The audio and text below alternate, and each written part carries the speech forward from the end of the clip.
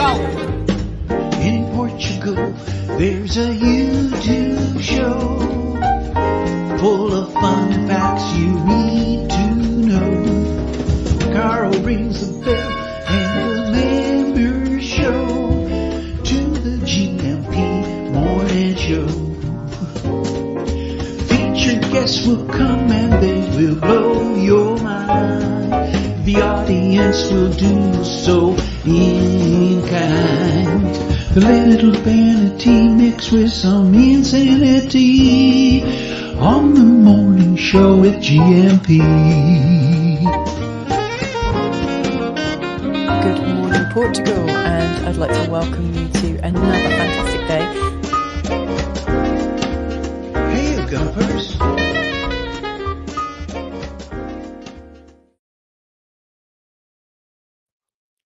Hola, bon dia, alegria. Munson here with Good Morning Portugal show, a live stream and a podcast. And there's a Canadian B and a USB on the screen right there.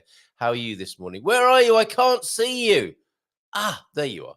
Hola, bon dia. Tudo bem? Como estás? Let me know. And what are you planning for this weekend here in Portugal? Hopefully you're going to be enjoying the A Vida Boa, the good life here in Portugal. Let us know what your plans are, if you will, on 913-590-303. If you've got a poster advertising an event like this one, this isn't at the weekend, but come next Tuesday, May 21st, to Caldas de Rainha and meet Heather Binder and colleagues, friends, expats, locals at her expat and local meetup, 6 to 8 at is it Toca? T7 Toca. Yes, Toca 7, Travessa da Cova da Onça, number 21 in Caldas de Rainha, and it's a fundraiser for Rede Leonardo, the Association of Animal Protection there. So I'm sure that'll be a good fun night.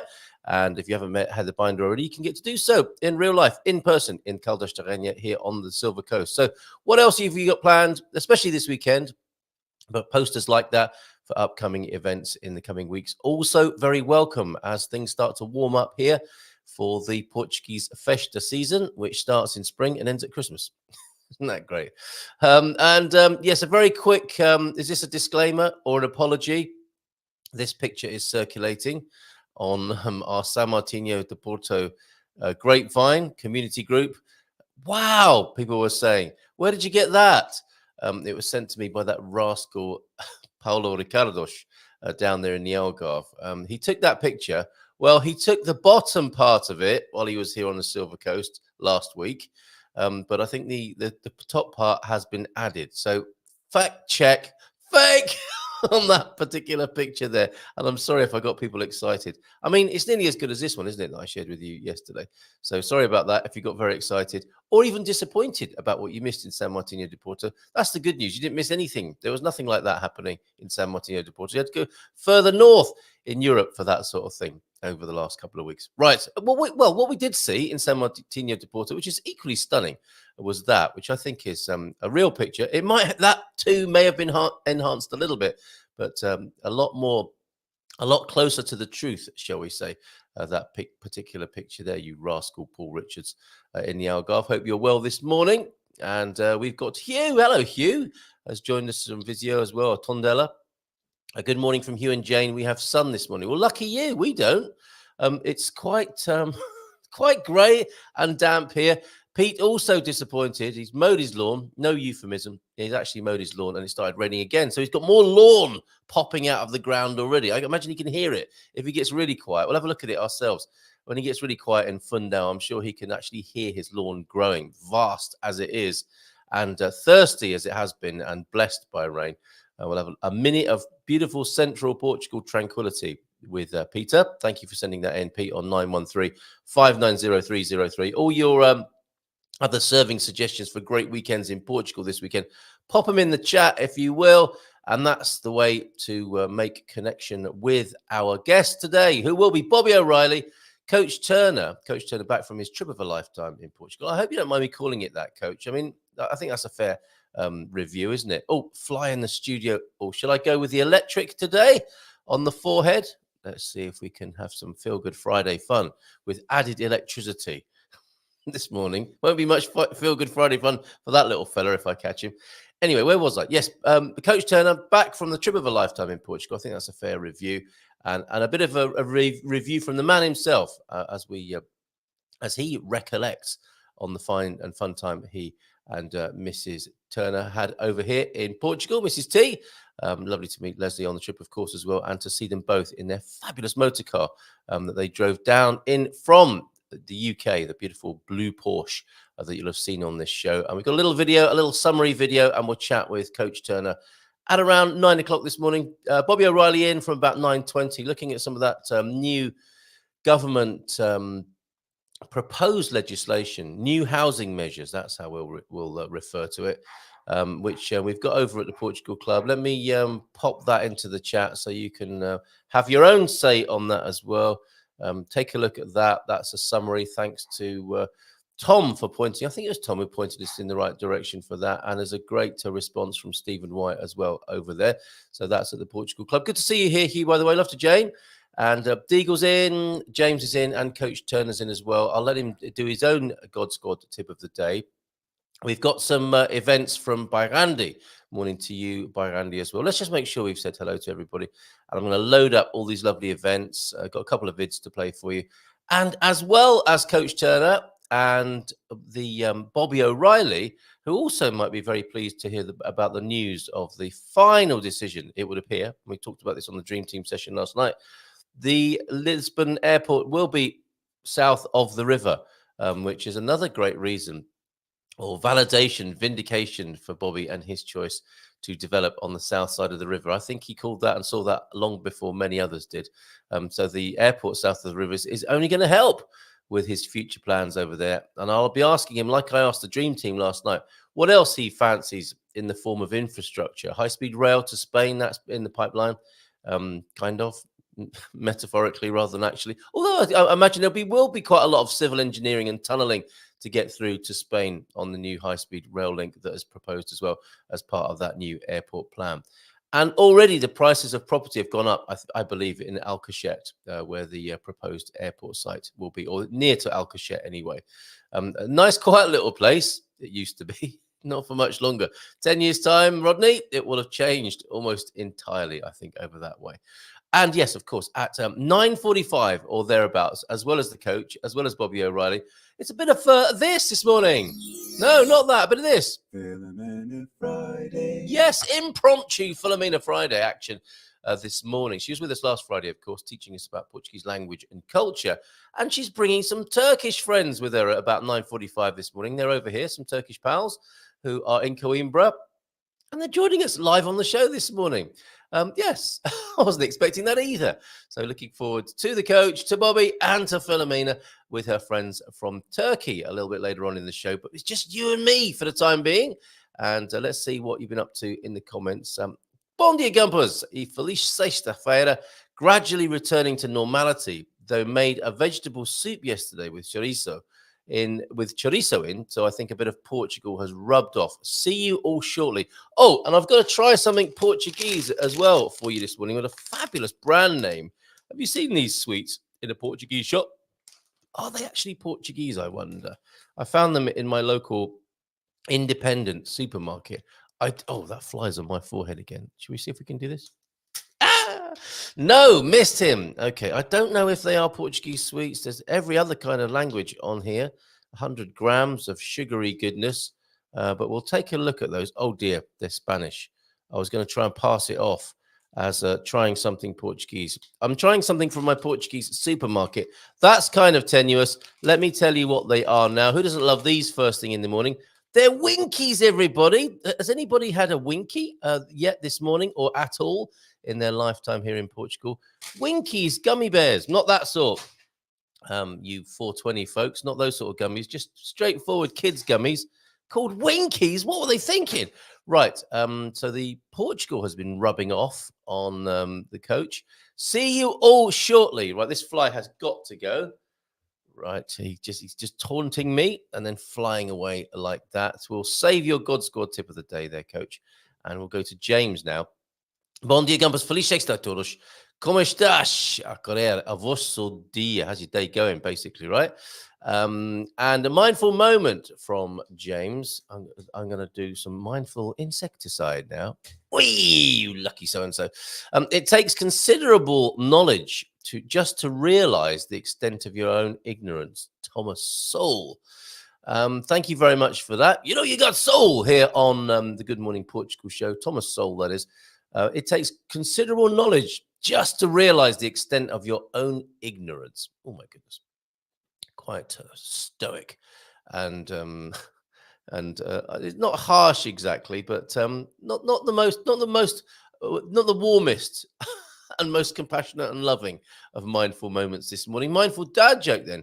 When you dream in color, it's a pigment of your imagination. Oh my goodness, James. And your visuals then, let's go to those. Where did we put those this morning? Oh, this is good. Hugh, you'll like this, I think. The engineering flowchart. Does it move? No. Should it? If it's a yes, spray some WD-40 on that. And if it shouldn't move and it's not moving, that's not a problem. If it does move, yes. Should it? If it shouldn't move, you stick some gaffer tape or duct tape, you call it, don't you, in the States, on it. And if it should move and it is moving, that's not a problem. There you go. Everything you need in your toolkit: a can of WD-40, fish oil in a can. It's not fish oil anymore, is it? And some duct tape. The only thing I would add to that, cable ties, which I think in the US you call zip ties. Don't worry if you haven't located any zip ties. Just look on the floor here in Portugal, and wherever you go, wherever there's been a festa, there's a free supply of zip ties, cable ties that have been unpinged from various temporary infrastructures around Portugal. That's your engineering chart. And now, Star Trek Jellicoe. What's this? I've no idea what this is. And I can't even read it, James. So let me see what I can do about that. I'm going to make the screen bigger and see if that helps. If I had a nickel for every time I got confused, I'd be like, where did this nickel? No, I like this. Hold on a minute. I need to take that comment off the screen there so I can see this. This is brilliant.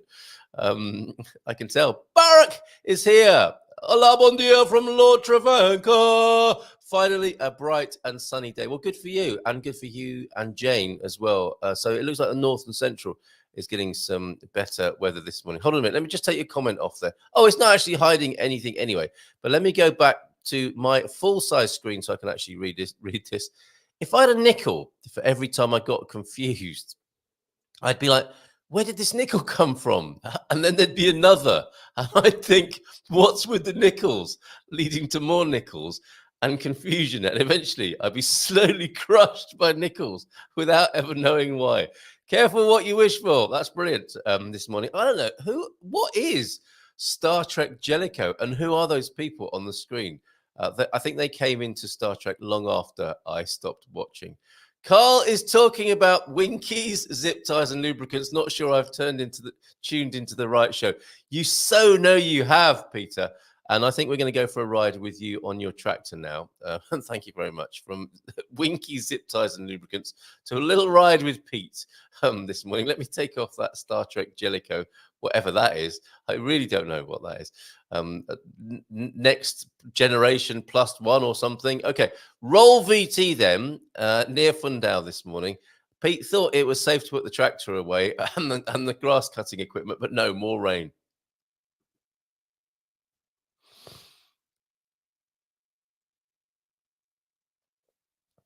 So no sound on this one. Thank you, Pete. You can put a soundtrack on these if you want, or some tractor noise. Now, what's going on here? Have you got a low-flying drone, so to speak, or is this from the vehicle? Is this through the Tesla window, or on? It looks like too smooth a ride to be the tractor. After all you've said, and that is only about 10% of our mowing that you can see on the screen there. Isn't that epic? That's one word for it, isn't it, Pete? So you've trimmed it. And now it's raining again, so you can probably actually hear all of that grass growing if you listen hard enough. That's quite extraordinary, Peter. There's a lot of grass there. Well, and something that me and my father-in-law were musing over Thank you. Oh, that's in the Tesla, isn't it? We're just parking up back in the carport there. Thank you very much for that, Pete. Very much appreciated on 913-590-303. Thank you very much for that, mate. And I was wondering, you said the other day, well, let me set the scene. Me and the father-in-law were following a tractor, great big thing, along the seafront at San Martino de Porto, because I think he was probably doing some work on the beach. And the father-in-law says, I wouldn't want to have to pay for one of those tires. They were huge. They were as tall as a man. And then and then he said to me, I think they fill them with water sometimes. And I remembered, Pete, you fill your tractor tires with water. And then me and Alan tried to figure out how you do that. Now, when you go to the gas station, the petrol station, you're putting air in, that's one thing, isn't it, on the valve. But how on earth do you get water in there? Have you got a special fitting so that you can let the air out and whilst you're pumping water in? Could you tell us, could you solve that mystery for us this morning, if you don't mind? Thank you very much. Okay, so we've done James's mindful moment and mindful dad joke and his excellent visuals this morning. And I think there's 4 important things in life. Thank you very much, Peter. Compassion for self and others, recognizing others have difficulties in life, just like you, and to treat them as you treat yourself, and accepting things as they are in the present moment.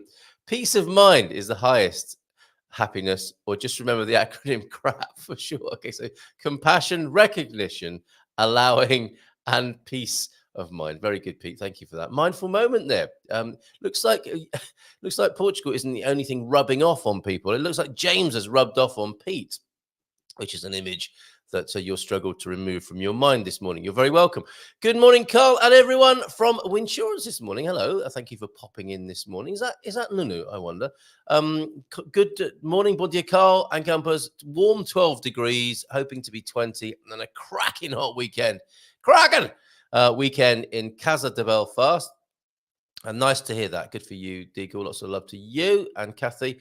Bon dia Gumpers from Jackie the Humble Crafter, who, again, very good. She is our like button monitor, isn't she? And mentor and trainer. Smash the like button and your day will be a feel-good Friday, folks. There you go. Listen to Jackie. She knows what she's talking about. No! In Lisbon, we will have a sunny weekend between 13 and 21. Today, it's Milane Cunha. Hi there. Sending a hi from Nuno. So hello, Milane. Nice to meet you. Thank you for joining us this morning. Good morning, bon dia, guten morgen from Erica K. Thank you for your contributions yesterday over at the Portugal Club, Erica. How are you doing?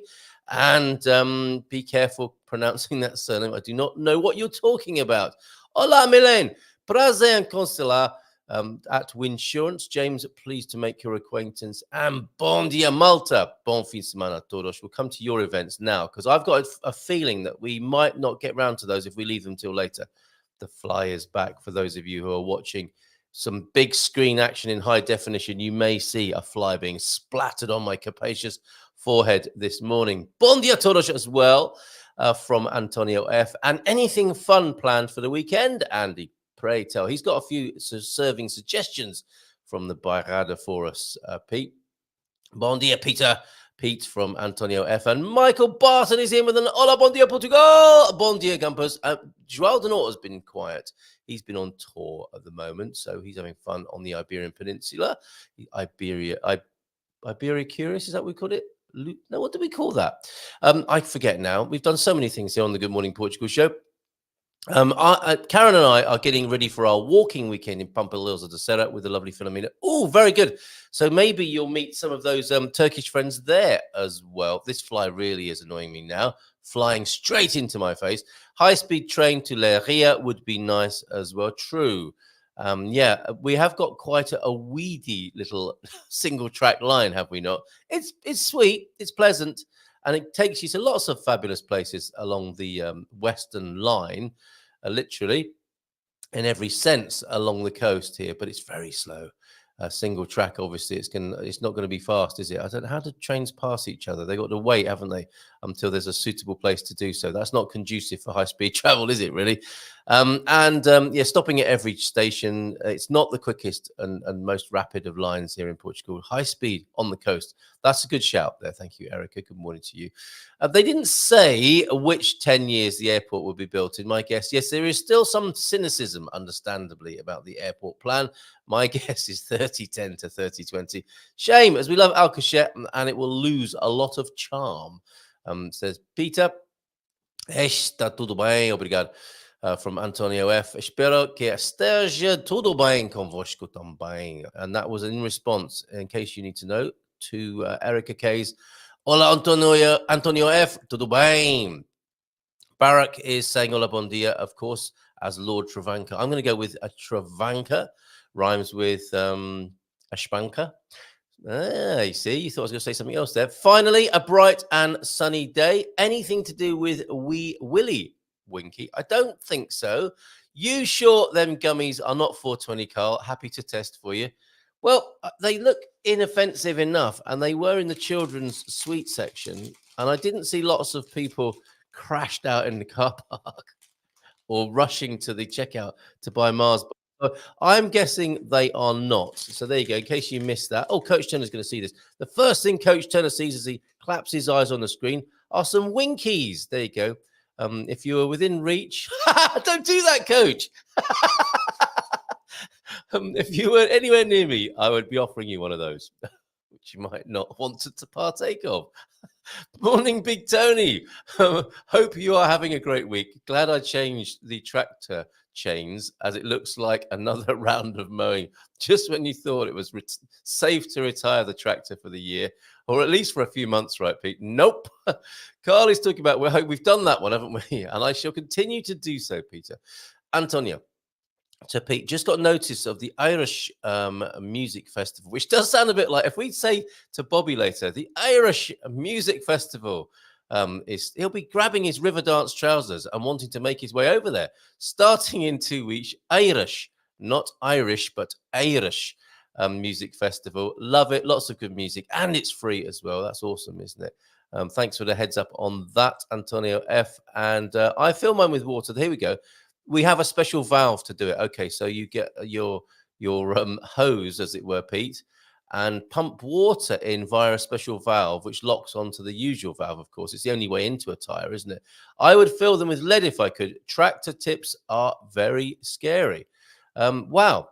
Nuno is here. Good morning to you. Good morning, everyone. No sunshine today, but weekend is up to start. So weekend weather in Lisbon, according to the insurance team this morning, is sunshine. Bit of a cloudy, rainy one perhaps today, this Friday, but making way for some good weather this weekend. Just about to make a second. Is that your cup of tea this morning? I'm in third and second. Herbie, smoky. I feel like it can take on the world. Well, the housework anyway. Oh, see, that's after your cuppa and smoke in the morning. Let me just have a sip of tea. That's got some Portuguese honey in it. Very good. Joan's with us again. It's been so lovely to have your company, Joan, over the last few days. Bon dia. Morning. Hello. In Hertfordshire. Hola, bon dia. And not you, Joan. That's Mrs. T I'm waving to there in Hertfordshire. It's great to see so many new names here. It is, isn't it? Isn't it wonderful? Invite your friends. Tell a friend. Tell a friend to tell a friend. You are in for an awesome weekend, says Pete to Michael. Oh, that's with Filomena. What difficulty walk are you doing? You have a choice of 3, easy, hard, and legs of a mountain goat. It's an awesome experience. And you get a star. All right. Thank you very much, James. And you get a notebook, hat, T-shirt, pen, hot air balloon ride, 2 meals. And we even got on local TV making local. Have you got the video of that? I'd love to see that, Pete. That'd be hilarious. And in answer to your question, let's have a look at these. We're going to the Bushdosh party. Who doesn't like a bush? There ain't no party like a Bushdosh party. All right, let's have a look at these events, because I'm sure they will get shoved to one side otherwise, else if we don't do them now, because Filomena is joining us with Turkish friends in around an hour's time. That's the lunch in Amoreira de Gandara in Bairrada. Fantastic value community lunch over there. Always great fun. And they always put on a super spread. Excellent. And these are all on the Gumper map, of course. Have you put anything on the Gumper map ever? Very easy to do so. Access via goodmorningportugal.com. This is a super event. That'll be the Rice Festival. Cabidela rice, Cabidela de Leitão. Is that the blood rice of suckling pig as well as chicken there? Marisco, arroz de pato, arroz de polvo, paella, and an arroz de feijoão con porco preto. Fried black pork in there as well, roasted black pork in there. Fantastic. A rice festival in Silveiro. Where's this Bush-Dosh party then that he's going to? Artisan fair / concerts in Sardinhada in Vagos. And we've got a very popular guided visit of Busaco and Lusa. Oh, that's a good one to go. If you're not in the Bairrada district as a resident, it's worth making your way over to get a guided tour of Busaco and Lusa. Fabulous town is Luso, and the Busaco Palace and Gardens are wonderful as well. That sounds fantastic. That's today, in fact. Lunch and convivio in Sepange Bairrada. Come along to an afternoon of fun and food. Chicken with rice, with or without the Cabidela blood there. Very good. And lunch or ride out to Busaco from Aguas Boas in Bairrada as well. Excellent stuff. And still got that fly in the studio. I am going to zap him, though, before the show's out. Guided walk, entertainment in Bush-Dosh Bairrada. That's where Bairrandi will be going with family. Super day in the Bairrada. 10K guided walk. Mountain goat or easy. Lunch, then entertainment or join in. So not just a 10K walk with some dancing as well afterwards. And a free international museum day in Ilhavo. As crianças e o mar. Un sonho azul. Recital on the piano of Melissa Fontura and Antonio Rosado there at the Museo Maritimo de Ilhavo. Very good. Going up towards Aveiro there. And finally, a vineyard walk, Lagoa do Paul in Ancash. Thank you for that lovely smattering of events that are going on here in Portugal in the next few days. Much appreciated. That one is on Sunday, that vineyard walk there. Joining this fabulous walk through the vineyards and lunch in the beautiful Bairrada countryside. €15 gets you lunch. There you go. And as Pete said, T-shirt, guided walk, and you may even end up on telly doing something as well. It's like Somos Portugal. They're somewhere, aren't they, every Sunday doing something. It could be there this coming weekend. Coach Turner joining us in just a moment. Give us a twirl. We will speak to the coach in just a moment. Let's make sure we're up to date with everything in the chat. Sounds awesome, Andy. It is. What a lovely service he does us. Oirish. Okay, not Irish. Oirish. I'm Irish.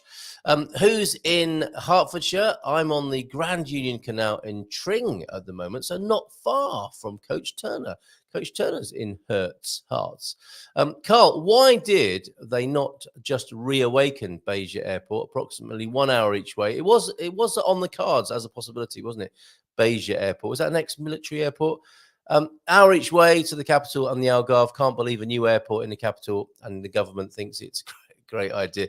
There are all sorts of agendas at play, are there not, when a new airport is being built? And I think, as Antonio said yesterday, this has been in the planning for 50 years or so. So when they finally do it, the Portuguese people will believe it. They will believe it when they see it. Bom dia todos from the Squire. Morning, Squire. How you doing? And hi, Jackie. Oh, yeah, that'll be me. He can tell you himself, because I'm going to give him a nice big round of applause now. Oh, hold on a minute. The new airport is some 40 kilometers away from Lisbon. Oh, I didn't think it would be as far as that, but you're on the other side of the water. And when you arrive in 10 years' time into the new Lisbon airport, I was thinking about that this morning. There are people who will be booking a flight to Lisbon, and they'll have been here, by that time. They might have come around this time and think they're landing. And hold on a minute, is there something wrong with this aeroplane? This isn't the usual way into Portugal and Lisbon. I've just flown over San Martinho de Porto Bay.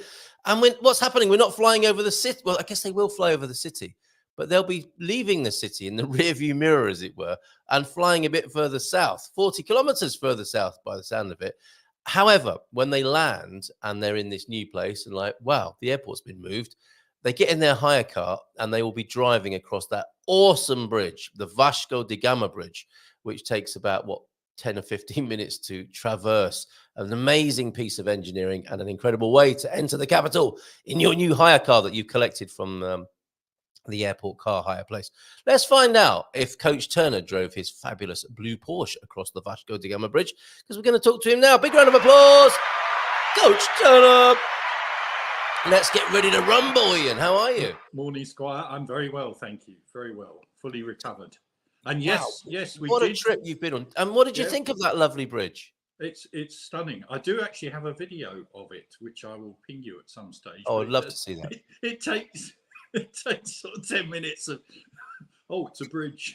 Yep, it's still a bridge. It's Oh, still a and bridge. it's still a bridge. We weren't Oh, weren't intending to go across it, but we got stuck in traffic trying to get across the other bridge. So we bailed and went that way round to Alcázar do Sal. yes, of course, yeah, and I'm sure that wasn't a disappointment in any way, because that's a good way to get to Alcázar de Sal, isn't it? On the other Yeah, side. well, we didn't originally intended to head down to Sesimbra and Stubal and then round, but that all went out of the window when we got stuck in traffic for half an hour. And I was Did you Well, get yes. to travel across the old bridge as well at any point? no, in your... haven't done Have that you yet. have you ever driven across it? Nope. That's a great experience as well. It's a fabulous. The old bridge is fantastic. Yeah, I mean, I've seen it, but Yeah, from, yeah, no, it's great. It's great from to drive. underneath it rather than on top. Yes, that's right, and you can cross it by train as well, which is a wonderful experience as well. So, well done, safely home. It was fabulous to see you here in Portugal, and I took the liberty of calling it a trip of a lifetime with your amazing organizational skills and what you knew about Portugal and your fabulous vehicle. I think it is fair to call it a trip of a lifetime, isn't it? Yeah, probably. It's certainly we've never done Maybe anything not. quite like that before. Mm. And I actually don't think we'll do anything quite like that again. So yeah, that qualifies as a trip of a lifetime. Yeah, I mean, it was incredible, the places you went to and all that you managed to squeeze in on that journey, and still sending us, filing a God Squad tip of the day every day and squeezing in a bit of filming with me and Colin as well. So hats off to you. It was an incredible organizational feat as much as anything else. So, and I imagine you're quite glad in some ways to be back in your familiar surroundings and your own bed. Yeah, I think you get back from this sort of adventure and you relax more, because while we were on holiday and spent 4 or 5 days down in the Algarve and chilling a little bit, it was still fairly full on. so getting back here and catching up, we're catching up with friends tomorrow and family next week. In fact, it's my youngest daughter's birthday today. Oh, well, parabéns to her. Pass on our best, won't you, from the Gumper community as well. Bon dia, coach, says Michael, and Rugby Colin is here, of course. Good morning, Ian and Carl. When is the next trip? So when's the next one? It depends what I can negotiate with Mrs. T. She had a great time, right? Oh, she loved it. Absolutely loved it. Yeah. Yes. No, we had a really lovely time. Wonderful. But okay. I think we're looking possibly at coming over towards the end of the year to try out 2 or 3 of the places we didn't get to. Yeah. And maybe spend a little more time there. So we've never been to Coimbra. That's on the agenda, and Viseu is another place we'd like to go and spend maybe a week or 2. Yeah, and isn't it amazing, because it's not a huge country, but there are still things you didn't manage to get to do, and it's all sorts of different Portuguese experiences. Indeed, the country is so different from top to bottom, and indeed from east to west. Yeah. So considering it's really not a very wide country, is it? No. and yet the countryside and the towns are so different. Yeah. With the same Portuguese soul. That's what I love. There is a sense of Portugueseness. It's like a stick of rock, and the soul of Portugal is imprinted throughout, and you can pick that up wherever you rock up, and observe the local differences as well. Indeed, from Bragança, which is about as far northeast as you can get, all the way down to Sagres. Yeah, it's an incredible place. Yes, and we progressively falling more and more in love with it. And the pleasing thing for me is that Mrs. T's moving in that direction as well. Hey! It's taken a little while. Well, maybe that's what it takes, a fabulously planned road trip. So we're going to see a few memories here. You made brilliant videos while you were here as well, not only sending having a packed schedule and sending us a God Squad tip of the day, and we'll do today's in just a moment as well, but you're making videos of your journey, and you're doing all of these on your phone, and they're of an excellent quality and production standard. And we've got a kind of summary video, haven't we, to share with everybody? Yeah, I did. I finished that sometime last night. I do have some more stuff to send you. We'll take it all and we'll stick it on the YouTube channel. Yeah. Yeah. So it would be good to I think I probably got 3 or 4 little 2-minute ones just to finish it off. But it's been really good to do them because it's like an aid memoir to us as well. Because, when you're packing so much into, what was 4 weeks, a month. Yeah, it was a month. Have you had that situation where you've shown Mrs. T your camera and said, "Do you remember where this was?" We got quite a few videos of us trundling along various roads and twisty bits, and no idea. No idea. We could put them into any video and they'd work. Yeah, excellent. Right, so it's 4 minutes long, which is great, and a moment for us to maybe have a brew. Jackie can sit back, have another cup of tea and a smoke.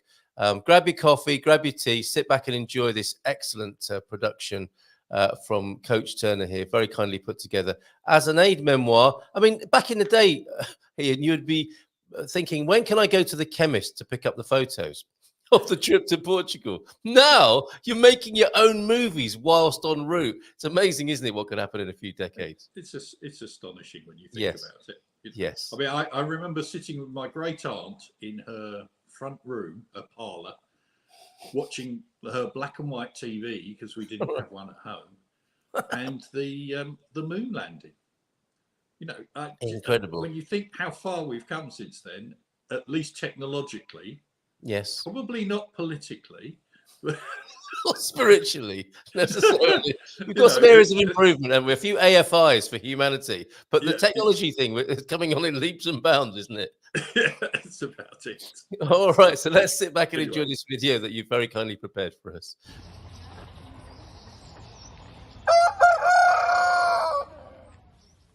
A short summary of our Portugal road trip. It all started by catching up with Rebel Mama and Seamus in Soajo, before a couple of nights at the very beautiful Pousada Canixada Jerez, with fantastic views. Aveiro came next, though we stayed across the lagoon before heading south to São Martinho de Porto to catch up with Carl and the meetup crew in the wonderful Storyteller's Palace. A second meet by the Óbidos Lagoon was a lovely surprise and a chance to compare car notes. So thank you very much, Colin, for organising. We then visited Cascais on April the 25th, hoping for some great celebrations, but were kind of disappointed. Though the town is great, it confirmed that the two of us are townies and need the buzz. Alcácer do Sal welcomed us with open arms, friendly, lively and interesting. Somewhere I could really spend time, though our trip to Troia was less successful. The beaches are stunning, but the town of Troia is very concrete. And so to Praia de Luz for a few days to catch up on washing, limit our eating and to chill. Paul and Sue Richards kindly showed us a couple of beaches that we didn't know about, and we managed some longer walks to burn off a few calories. The Pousada in Flor de Rosa Crato is housed in a beautiful old monastery. It had been occupied by the Order of Malta, so absolutely jam-packed with history. We then managed a quick trip to a cloudy Marvão, and then on to Porto Alegre to the Tapestry Museum. If you get a chance to go to that museum, it's really worth it. Beautiful tapestries. Then heading north via Monsanto and Big Phil to the Serra da Estrela. I have a bit of an issue with heights, so the drive up to Torre, the highest point in Portugal, was a bit stomach churning for me, but worth it for the spectacular views. Our visit there was made really special when Colin and Carl joined us and we went for a bit of a drive. I'm a lot more cautious driver than Colin is, so thanks to him for being patient with me. Our final stop was Braganza, where Bob and Viv Wenger came to join us over a drink and then again the following day for coffee. This is another town that has a lot going for it. Lively, cultural, and a gastronomic joy. If it wasn't so cold in winter, it'd be high up my list of places to live. A quick shout out though to Leon and Burgos in northern Spain. Different but both beautiful and well worth visiting. So a fantastic trip that explored much of Portugal, yet we feel we've only just scratched the surface. Of course, it was as much about the people as the places. That folks have gone out of their way to have joined us on our adventure is mind-blowing to us, and we're eternally thankful. It made a wonderful trip even more special. That's fantastic. Yes, the people. I mean, you did so well on the Gumper bingo card, didn't you? How many? Yeah, I think how many we Gumpers did nearly you filled get? it in. That was so wonderful. What a lovely memento to have there of your trip to Portugal. Absolutely fantastic. Beautifully made. So many memories there. And how many days was that? Well, in Portugal, I guess we were 23, 24 days. Incredible. No, probably slightly less, 22. Amazing. So, yeah. Amazing. And as you mentioned there, enjoyed a little bit of time in France and Spain as well. Yeah. Well, the trick, actually, France is a bit of a pain because it's just so big. Is that a pain or a pain? I Pain. wonder. Clearly Bit of a pain. pain. Clearly pain. Yeah, yeah, because it's so big. It takes a long while and lots of driving. I mean, our last day, I was driving over 7 hours, so that's Ouch. that's a bit painful, really. Yes. Yeah. But the rest of it, the bit in Portugal was easy because it's a relatively small country, so you can cover lots of it quite quickly. And any surprises? Because I think you've got a fairly good grasp. You've been here before, haven't you? Of course. Yeah. You have a knowledge of it and you connect with us every day. So you have a familiarity with Portugal. But were there any surprises for you? Oh, I see. That's a very good question.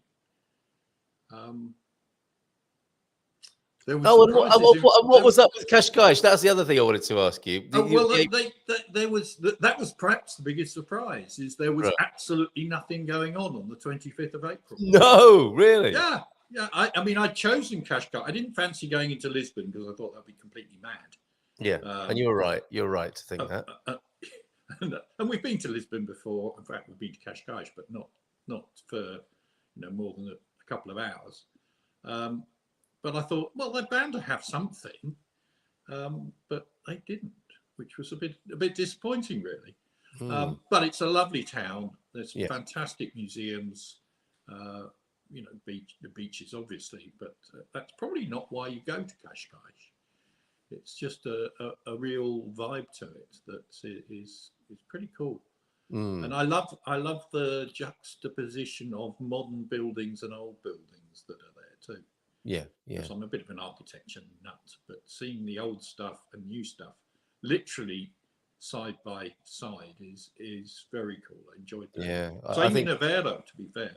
Yes, Portugal does that well, doesn't it? Because I think that there is an incredible history, obviously, and a notable history in Portugal, and a great wish and an aspiration to be cutting edge and progressive as well, with some of the most modern buildings. And they do manage, I think, to get them sitting side by side in a fairly. It's not an easy thing to do, is it? And they pull it off here quite often here in Portugal. Yeah, they seem to, and it's. I guess that. The history helps. They weren't flattened like the UK was. Yeah. And lots of Germany. Mind you, Germany seems to have managed it okay. Yes. They rebuilt as they thought it ought to be rebuilt, rather than just a concrete block. So it's interesting. I remember reading a book by Richard Rogers, the architect. Oh yeah. Pompidou Centre and Lloyd and things like that, saying that actually having buildings of all sorts of different ages is what makes a really lovely environment. Yeah, and he's probably right. I think. Yep, and well done, Portugal, on that basis. Yeah. Right, and you were sending us. This is what I thought was especially brilliant, and I'm thankful to you for the God Squad tips of the day. I haven't done this mornings because you can do that while you're here, but you chose, because you were sat in the car for a lot of the time, to do things that would help. I think to recover from that seated position. Yeah, because you sat for a while.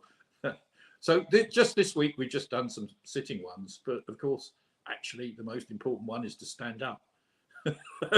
Yes. So yeah, it's effectively a squat, but just stand up from your chair. Do that a few times. And that is that without groaning, and without going, "Oh, age never comes alone." No. I mean, if you do it sorry, I'll rephrase that. If you do these stand up exercises regularly, like every day. I mean, how long does sort of standing up 10 times take? Shouldn't take very long. And you know, do that every day, and that should help you not to groan quite so much when you sit down next. Yes, that is a moment, isn't it, in everyone's life when they get out of a chair and they make noises. I mean, from various parts of their body, but they make Yeah, there's not a lot you can do about some of those. there's various noises occurring, creaking and expulsions. But worst of all is like and you realise you sound like your old granddad or dad getting out of a chair, don't you? And it's become your moment in history. And then you think, okay, well, hold on a minute. I don't have to do that. You don't, do you? You don't. Yeah. And it doesn't take much to keep in good enough nick to avoid those things. You know, if you spend perhaps 10 minutes a day doing some form of exercises like that, it'll keep the worst of it away. Yeah. Okay. So this is basically the chair squat then. Perhaps the most important one is standing up. Stand up from your chair and then slowly sit back down again. And you've got the pleasure of telling your mates down the pub that you're trying a bit of stand up. There you go. Boom, boom. Hey, do 3 sets of 10 every day, and you'll soon notice a difference. It will certainly stop you groaning. It's that groan, isn't it? It's the groan. Like, oh. I'm as guilty of that as anybody. So. Yeah. Well, and it's just a little bit of a wake-up call, perhaps, as well, isn't it? So thank you for that. These have been fairly straightforward and easy. And that's not the point, is it? It's doing it that is really going to make the difference, isn't it? Exactly. Just do them.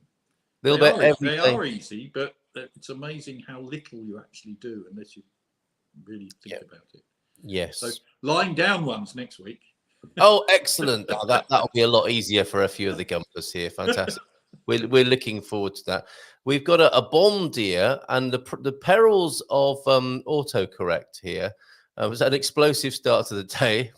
Okay. It's the predictive text thing. It does its own thing. I think it needs a cup of tea. It probably does. Everything needs a cup of tea first thing in the morning.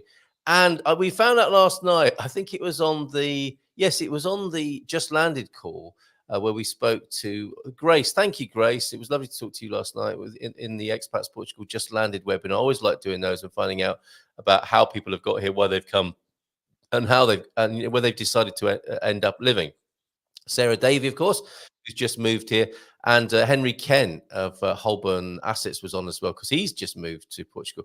It's very interesting that a lot of the Dream Team members, they've sat through so many webinars about moving to Portugal. They've sort of been hypnotized into doing it themselves as well. So we've got Sarah Davey and Henry Ken who've ended up in Portugal.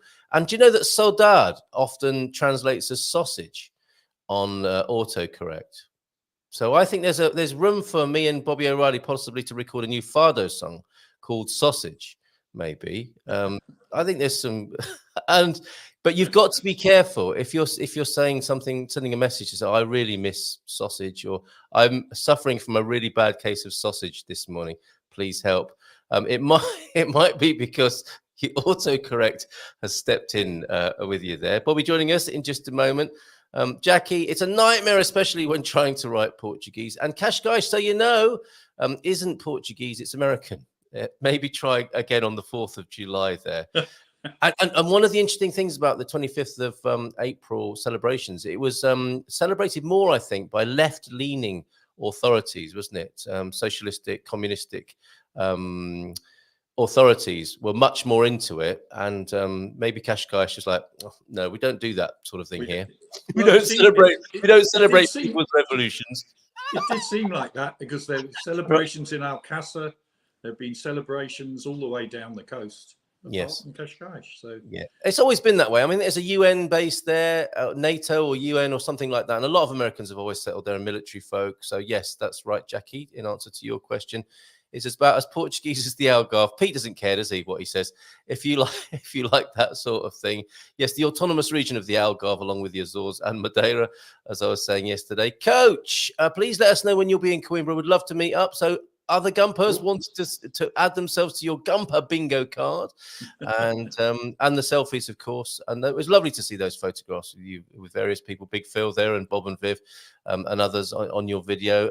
That's not me visiting then, unless I win the lottery and end up in Qashqai. Be a nice place to have a boat, that's for sure. And according to the last census, 2023, there were over 2,000 Iberian lynxes in Portugal and Spain. I don't suppose you saw one of those while you were here, but wouldn't that be amazing to do that?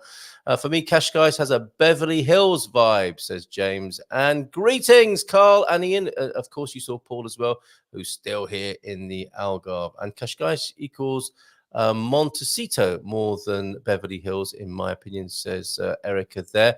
And Antonio, it's great to visit these rich towns, but even better to go home. I can't wait. Yes, they are good places to visit, of course. Lots going on. I can't wait to know, to get to know central Portugal than the rest. And of course, Qashqai, if you want to go and have a visit, we were invited yesterday, weren't we, by the agency guys to their opening of their new outlet in Qashqai. So I think we'll probably see a few Gumpers over there. The invitation was extended to all Gumpers and Good Morning Portugal people. You will be on the list when the bouncer steps forward and says, "What's your name?" "Oh yeah, you're a Gumper. Come in." And you part the rope so that you can step in on the red carpet and have a look at the new agency headquarters. Filomena joining us soon. Bon dia alegria. She'll be here with loads of Turkish friends at around 9:45. Ian, will you stick around and have a chat with Bobby for a moment? Yeah, be good to see Bobby. Let's give him a nice big round of applause then. Here he is. Hola, bon dia, tudo bem? Top of the morning. Morning all. How was everybody? Morning. We're doing really well. Ian's back from an epic trip. I watched these videos. Look really cool, actually. Yeah. Yeah, amazing. Yep. How are you this morning, Bobby? Good. Still sort of, how would you say, trying to slim down a bit. You're doing well, though, aren't you? I mean, it's all going very well as far as we can tell. Or have you sort of taken the other path in the road occasionally and had a few beers? No. Not you stayed off it. Yeah. Wow. Yeah. Well, that's amazing. That's incredible. So, how's it going? Have you got any stats for us? No, actually, the battery went off of my scales, and I decided not to put it back in. Love it when that happens. Love it when that happens. Nice one, Mr. O'Reilly. but everything I can see that my clothes basically are all basic. Yeah, that's how you can tell, isn't it? It's amazing that. Yeah, a shirt that's got baggy or not, as the case may be. That's amazing. Yeah. Or the jeans. Suddenly you need belts. a belt to hold. Yeah, you could go out and invest in a belt. Belts are basically. I have one of those, things for putting holes in your belts, and I wore it out. Very good. Okay, so excellent progress. The belt puncher guide, if not the weighing scales, are telling or giving us a picture of what's going on. Well, keep up the great work there. That's wonderful. A couple of things to talk to you about, obviously, within your sector and industry, this new housing legislation. I know it's Feelgood Friday, but this is important stuff, isn't it? And your response to that would be great. But first of all, you've got, I think this is further vindication of your choice of being south of the river. You can have a new airport over that side. Isn't that going to be great? Like whatever. I believe when I moved to Portugal, I heard about that. It'll be any day now. New government will get in and they'll change its mind again or whatever. So it's a tennis ball. It's over and back and over and back and over and back.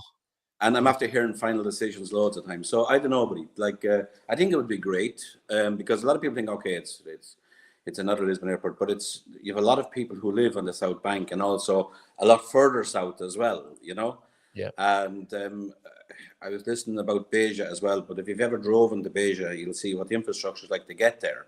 It makes sense. It's similar to your one-track railway. Yeah.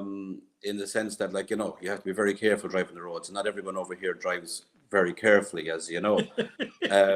As you probably witnessed, Ian, when you were over, the odd occasion. Yeah. So yeah. I have to say, it's coming round the M25 on Wednesday. I thought, yeah, this is as bad. Yeah. So imagine going to Beja when everyone's rushing for an airplane or trying to get to the airport, or So Alcochete is beautiful, and I love Alcochete. The airport itself that they're talking about is not exactly in Alcochete, but I lived there about 10 years ago when this was all meant to be going on, and they were doing flights over Alcochete at the time, testing noise levels, and because you have a lot of bird sanctuaries and so on there, Yeah. and a lot of protected areas, and basic Alcochete's still a no-fly zone in the sense that commercial airline is not allowed to fly over it, even for this is what it was 10 years ago. This was the arguments back then. But it's a little bit out still from Alcochete. So apparently people who still live in Alcochete won't be affected, like, say, people who live very close to Lisbon Airport with airplane noise and so on coming over it. So that was a big part of will it be or will it not be in Alcochete as well. But I think it's a good thing for Lisbon and for Portugal generally, because Lisbon Airport is now basically at maximum capacity. Yeah. Especially during holiday season and so on as well, So I think it's a good thing if it happens. So that slight whiff of cynicism that comes with many Portuguese people who have a view on this. And Bobby said Alcochete. I've put it on the screen there because if you were just listening and doing something else in the background, and you can hear someone saying Alcochete, it really occurred to me last night. I'm chairing a webinar last night, and Portuguese people are saying Alcochete quite a lot. And I'm thinking, what did he just say? Alcochete. It is an ear grabber, isn't it? As a name, there is the correct spelling on the screen for you there, and it is a little bit outside the town. Those who move there for a quiet rural life have got a little bit of a shock, and already property prices are going up, aren't they? Just on the announcement, there's been a stirring within the real estate industry around that part of the world. That'll always be something that'll push. Everybody's looking for a good news story to push up prices, but to be honest, I don't know if that's going to have a huge knock-on effect. Alcochete is in itself a fantastic place to live, and I sold a lot of property in Alcochete to people who moved there to live there, especially in the NHR side of it, where they were living out and lived for 6 months of the year, etc. And it's a beautiful Portuguese town, actually. Even for people who were buying in Lisbon, when the Golden Visa was really sort of going at it, I used to bring people across the Vasco da Gama Bridge to show them Alcochete, so they could actually get a taste of the Portuguese side of it as well, because it is very Portuguese still. And they sort of, it's like a picture postcard. And looking back on Lisbon on sunset is absolutely stunning from Alcochete as well. So absolutely. I don't know if the airport needs to bring up the prices. They're already good and high there as it is. Yeah, there's some happy people over there. And you're right, though. It is like going through a time warp almost, isn't it? When you get onto the south side on the Vasco da Gama Bridge, you are going back to old rural Portugal, aren't you? And box bridges and irrigation for agriculture. It's a different world. Bullfighting, all sorts of oldie worldy Portuguese touches are there in the breadbasket. Basically, it's the top of the rebatejo, isn't it? Or is it the bottom? But it's certainly that breadbasket feel of Portugal, and it's a rapid a gradual transformation. But suddenly you're there in oldie worldy Portugal on the other side of the water there. Yeah, I think like the likes of Alcochete might. Even Montijo have parts that are how would you say, very let's say old Portugal, if you like, which is gorgeous. Yeah. But then again, you have a lot of new development that's happening around the same area and has so much to offer. Like the wine region in the South Bank is absolutely fantastic. If you go down to Azeitão, over Sierra de Rábida, it's just stunning. So like the South Bank has an awful lot to offer, with Lisbon itself, of course, on its doorstep. So I suppose for me, it offers everything that Portugal has to offer, the South Bank has. So you're everything. So yeah, wonderful. Okay, now we're talking of real estate and possible good news. How have you responded to what the government's been saying there? Hold on a minute. Let me just take that off the screen so we can still see you there. Excellent. Yes, new housing measures. This is serious stuff, isn't it? Because people understandably were saying that the Mais Habitation, the last housing policy, was the downfall of the last government. Just like the airport, perhaps they've come in, thumping the table. We're going to do this. We're going to do that. Is that what it's really about? Or do you think some of this is going to be pulled off? And what do you think of it? What are the things that stand out to you in the new proposals from the new government? Well, everything in there is popular. All the sort of the points that I have are popular, votable things. Everybody knows the housing situation in Portugal is it's a crisis. No way around it. And the only reason it's a crisis is because there's been no housing, I would just say, policy for the last 10 years, real housing policy for the last 10 years. So there's been no property being built. It's been really based upon foreigners coming in to invest and taxing highly. That's it, basically, for the money that was coming in. So it left a huge gap between the foreigners that were coming in buying property to the local market, and the local market basically was priced out, not because of all the foreigners buying all the properties. It was because the affordability from the salaries that was left after taxation and basically no supply. Now, everyone knows the biggest issue is supply and affordability. So they're the two issues, supply and affordability. Yep. So what they're trying to do is increase supply and try to bring affordability a little bit closer. But therein lies the danger, is in trying to make it affordable also means cheaper. And what I'd be afraid of is that you're going to incentivize people to build cheap rather than correctly and right. And what they'll end up doing is they've created a value of like 365,000, that if people buy up to 365,000, say first time buyers, whatever, which I think is great. They don't pay the IMT tax and so on and so forth. But what will happen there is, because now there's an incentive to up to 365, it'll bring the cheaper properties up to 365 rather than the ones that were 365 or 400 coming down to 365. And it'll incentivize people then to build smaller and cheaper. So I think there has to be a lot more thought put into the process with regards to absolutely give credit incentives, but don't create something that is going to have people bring up prices to reach a point, or build cheaply because they still have to make a profit, to make something that's not going to be a good product at the end of the day. Because where does that leave us in 10 years' time with those houses again, where people are coming on and trying to sell them? It happened in Ireland, where people again started trying to build affordable housing, as it was called at the time. And they were building boxes all over the place, out in rustical areas and so on and so forth. And it just, after it sort of got a bit of correction, there was a lot of empty housing because people didn't want to live in it. This is what they had to live in, and this is what they could afford. But then later on, nobody wanted it. They were able to afford something better, and nobody wanted the little box again. So I just think there is a little bit more thought required in the sense of how they want to incentivize people to build, and what to build and how to build, because a lot of people forget about how to build. So with regards to environmental issues and so on as well. But I think quality needs to be the first thing that they have to look at, and incentivizing and people to build quality, something that's going to last and something that'll have a value. As I said before, last year there was about 180,000 units sold, of which 80% were built pre-1980. So the supply, it was just everyone could only buy old properties. So what's going to happen now is you're going to have a churning of a lot of old properties that were cheaper, 200,000, 250,000, starting to creep up now, because now you don't have to pay the stamp duty, and the stamp duty will come part of the price. So now you afford more because you don't have to pay the stamp duty.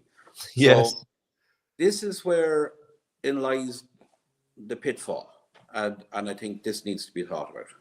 Yeah, for sure. And we saw that phenomenon, didn't we, about how property prices actually get, how they rise in this situation when there's a threshold.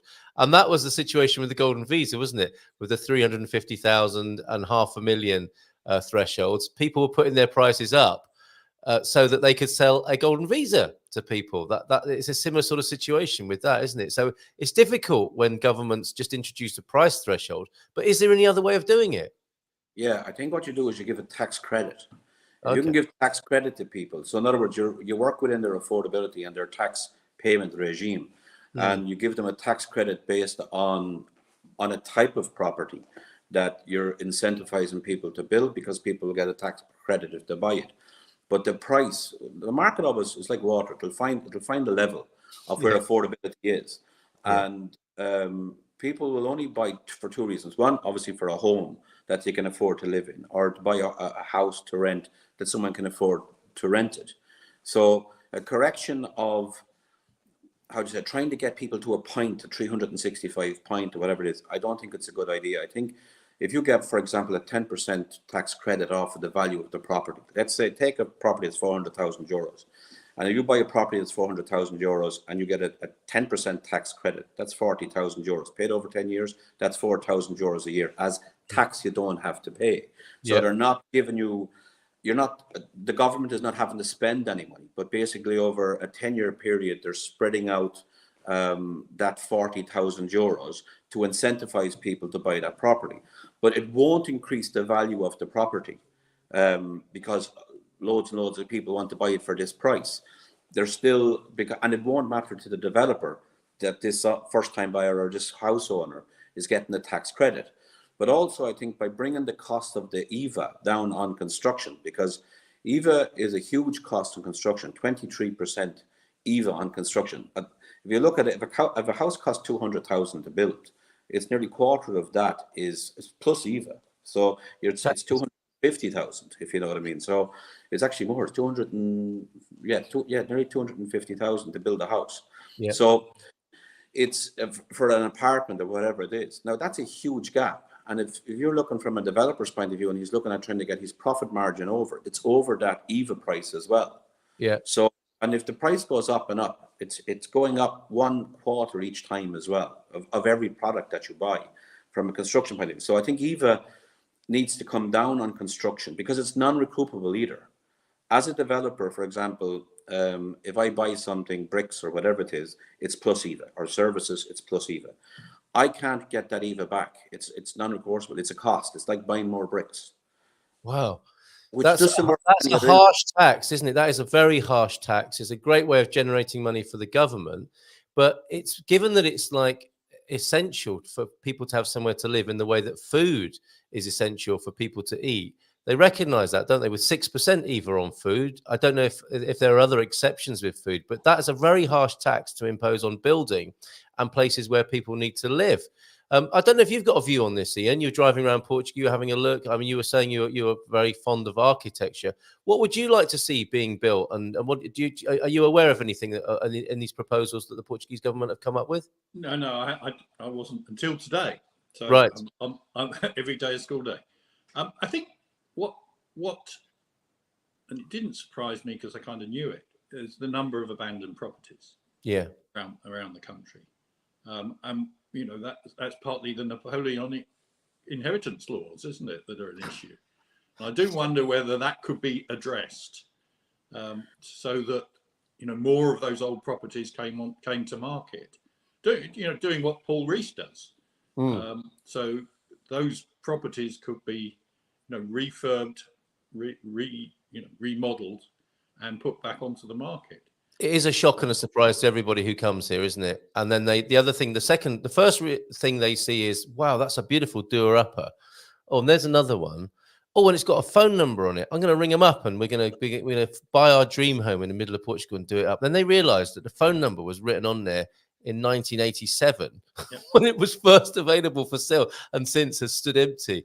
What I mean, you must have thought a lot about this, Bobby. Yeah, but it's not because there's a huge.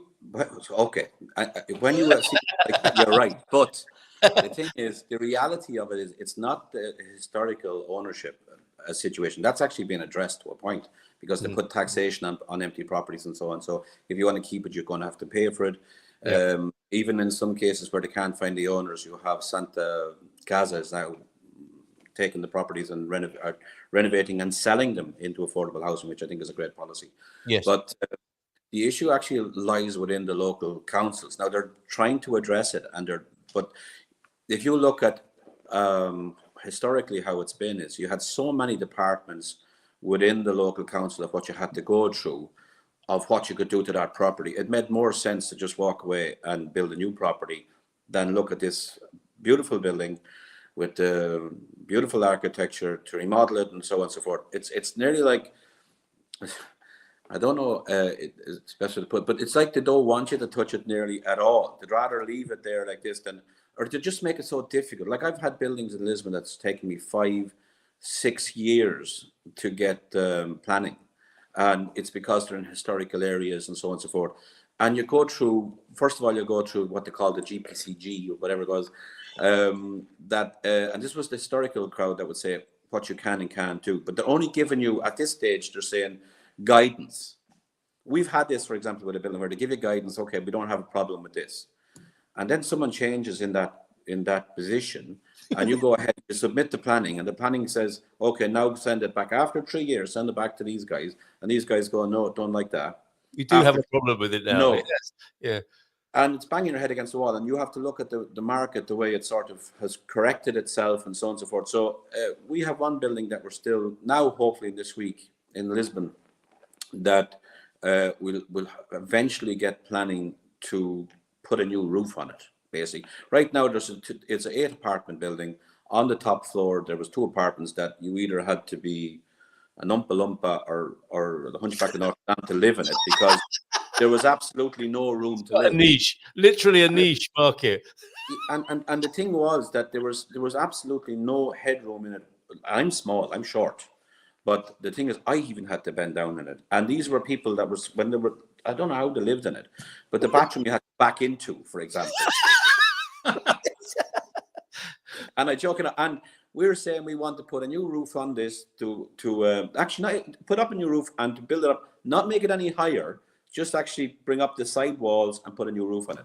And it's after taking us 5 years. Wow. To get approval.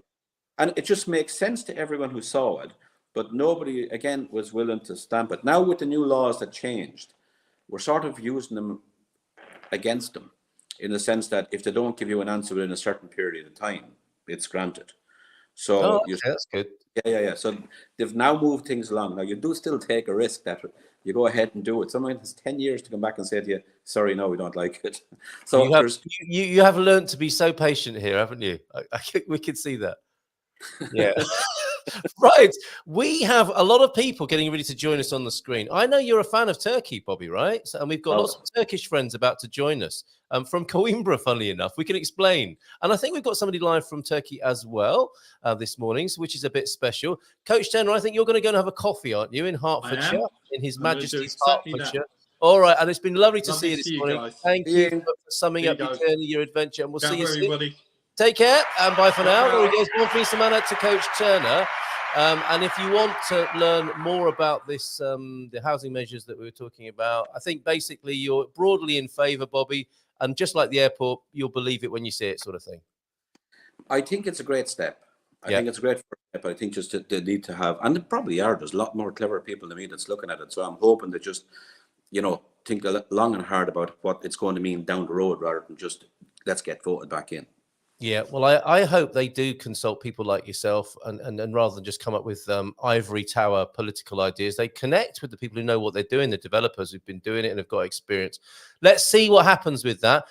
You were in Turkey recently. Do you know can you teach me how to say hello in Turkish to our friends? You can't. We're going to, all right, well, you probably did learn and then you forgot, didn't you? Well, we'll wave, won't we? And we'll give them a nice big welcome and a big round of applause on the Good Morning Portugal show. Filomena and her Turkish friends in Coimbra. Hola, bon dia. Amazing. And another friend here. I think we've got Sese as well, or JJ. You're going to have to explain what's going on here, Filomena, if you will. Canlı yayını göremiyoruz işte. Hola, bon dia. Wow. Gelin siz de buraya şurada. Aynen. Çok şey oldu. YouTube'dan şundan girseydik. Açalım mı onu? Biz büyük görün. Excellent. Can you start? Go on, Filomena. Carry on. You can start. Okay. I am a teacher. Hi. Hola, bon dia. Muito prazer. My name is Gökçe. Açmıyor mu bilgisayar açsa çok üzülürüm. Hello, Turkey. Actually, Filomena, can you set the scene for us? Who is here with you suddenly in Coimbra? And we've got friends joining us from Turkey as well. Gökçe is going to say, I think that, yeah, okay, they now they don't have a sound. I think in Turkey they have some problems. But Gökçe is going to explain something. All right, Okay. come on. I am a teacher in Turkey. I am in Portugal for a week to learn some English with Filomena. We are a group of teen teachers from Uşak. And this is an Erasmus project. We like Portugal. We have visited Coimbra and Porto. And today we are going to Lisbon. Amazing, amazing. How lovely to meet you. So these teachers, they are all teachers in Turkey, right? And they would like to learn some more English. So that's why they came to Filomena to learn some English. Of course. I mean, if you're in Turkey and you think to yourself, I want to learn English, you fly Who else? to Portugal to come and learn with Filomena. And you come to Coimbra and you go to Lisbon as well today. How's it going? I'm sure you're giving everyone an amazing tour of the country and teaching some English as well. We'd love to learn some Turkish this morning, wouldn't we, Bobby?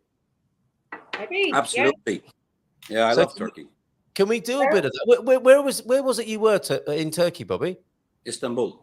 You've been to Istanbul quite recently? Yeah, it's a small village there, just on the Bosphorus. Right, amazing. Yeah, I was there last month. Last month I was there, yeah. It wasn't long ago, was it? I remember you sending us messages from over there. So before we learn more English or Portuguese or how much fun you're having here in Portugal, how do we say hello in Turkish? Is the Squire of the Shires right with what he's put on the screen here? In Turkish. Merhaba. Well, that was very clear. But I might need just one of you to say that. Just one. Or if you could say Merhaba. Merhaba. Manhaba. Merhaba. Evet. Merhaba. Okay. I think JJ wants to step in here as well. That So was very clear. who else have we got on the screen here? I might need just one of you. Oh, just hearing myself. Or if you could Okay, I'm gonna. Who is JJ? Why have we got JJ on the screen as well, Filomena? Yeah, because he's the big boss. Oh, But okay.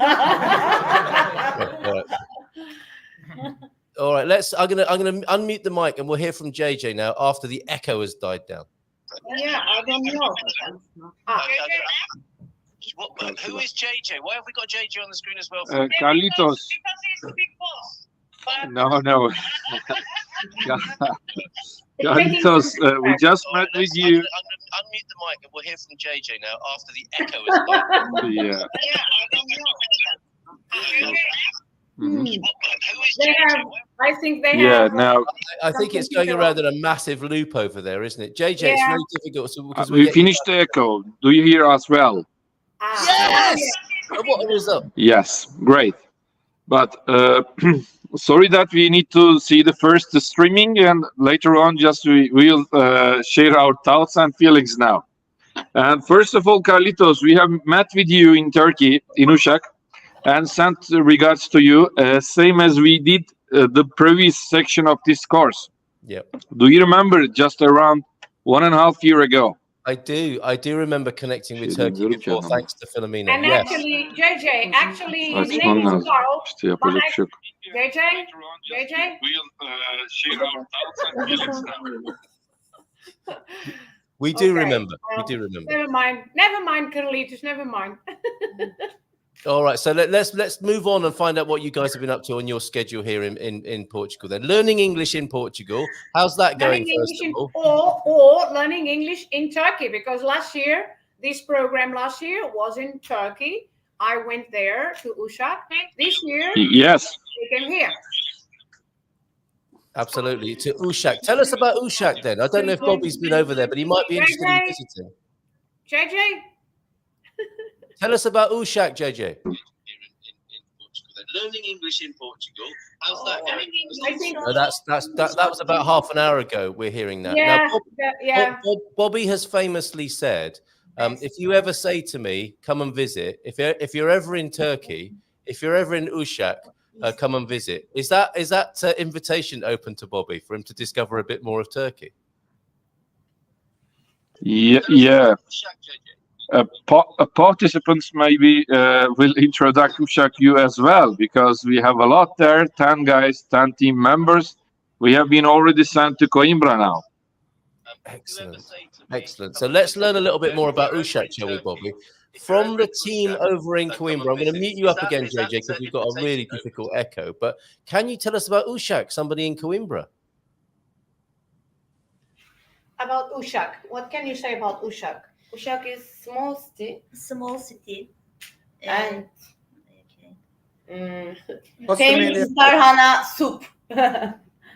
Uşak is more or less halfway from Istanbul to Antalya. Istanbul in the north, Antalya in the south, and halfway.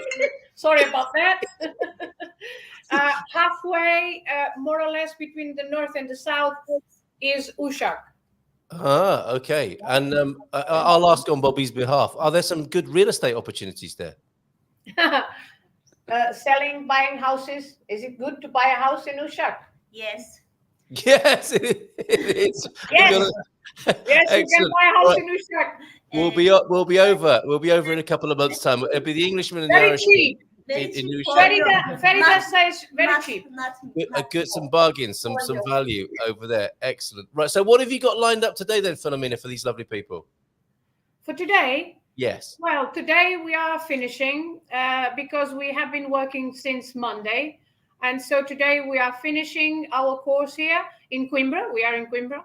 And then they are going to travel by train to Lisbon. And then they are going to visit Lisbon.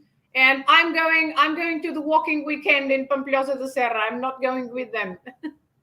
Incredible. But it sounds like you've laid on a lovely time. What have been the highlights for your group there whilst they've been here this week? Can they tell us about some of the best times they've had with you? Yeah, maybe if I translate that into a very, very simple English, okay? Sure, absolutely, absolutely. So what did you like most in this week? What was the best thing for you? Did you say something? No? Must be the food, I think. Repeat. What was the best? Coimbra is the historical city. I love it because I love old life. Beautiful, yeah, absolutely. It's a lovely place, isn't it? She likes the old part of the city. Yes. Yeah, amazing. And what? Built, I like it. Wonderful. And what are you looking for? What are you looking forward to in Lisbon? What do you want to see in Lisbon? More history. You have to use very, very simple English, Carlitos. I always do. I don't know much better than that. Right. So the highlights you're looking forward to in the capital. I have Atlantic oceans. Oh, wonderful. Lisbon tarihi yerlerine Historical place. Historical part. Place. Yeah, historical Yes. part of the city and the ocean. Yes. Bobby knows. I was going to ask him what he would recommend to you in Lisbon there. But yeah, wherever you go in Lisbon, I think you're going to have an amazing time. Are we going to have a little bit of a sing-song this morning as well, Filomena? Yes, we are. Yes, Okay. we are. I don't know if Shirin wants to say something. Do you, Shirin? Hello. Hi, Shirin. How are you? Shirin and JJ over there. We managed to make a good connection, I think, with you. Hello from Turkey, Uşak. We are very pleased to join your show. It is the second time we join at your show. It was lovely to meet you last time and great to see you again. So clearly, your friends here love coming to Portugal and hanging out with Filomena and having an amazing time learning English in Portugal.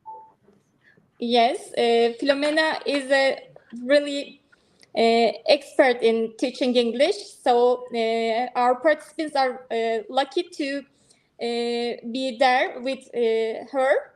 and she is my friend for about 17 years. Oh, wow.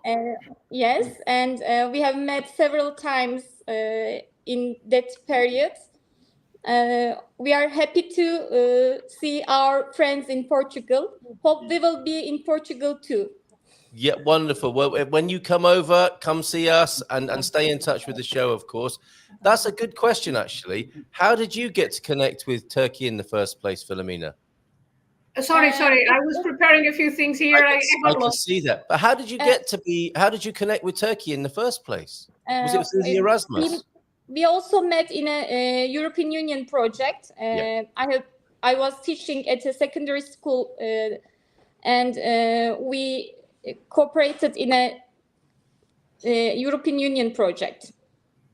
Shirin was still a young girl, a very, very young girl. Now she's still young, but she still looks like a young girl there. She was a very, very young girl. We met almost 20 years ago. I guess 18 years ago, almost 20 years ago. Amazing, amazing, incredible. And you've kept the relationship going. People are coming back and forth, Portugal to Turkey, and vice versa. And I think even a performance now, right? So there's going to be a Coimbrian academic song. That will be wonderful as a fantastic way to conclude the show. Of course, we are in Coimbra. And actually now, next week, we'll have the Queima das Fitas, which is the traditional parade of the students. So we are going to greet you Coimbra way, okay? Wonderful. Ready? So, e por Coimbra não vai nada, nada, nada. Tudo. E por Coimbra não vai nada, nada, nada. Tudo. Então, com toda a pujança e toda a cagança da saudação académica, é ferriá. Tudo. É ferrié. É ferri. É ferrió.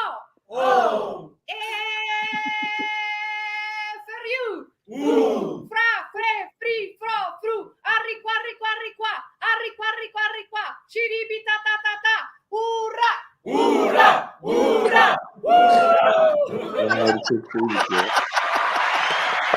Amazing. Girl, very, very good. Can you explain to us what just happened? Well, graduation party. This is the traditional folder. This is a leather folder, as you can see. It's a leather folder, black. It has to be a black one. And then the ribbons are fitas in Portuguese. That's why it's queima das fitas, because we burn the previous ribbons. So these are my last ribbons, because the previous ones have been burned. That's why we call it queima das fitas, the burning of the ribbons. And so the color of the ribbons also represent the course. For example, my course, it was Línguas e Literaturas Modernas, so modern languages and literatures, English and German studies. And so this was dark blue, and it still is.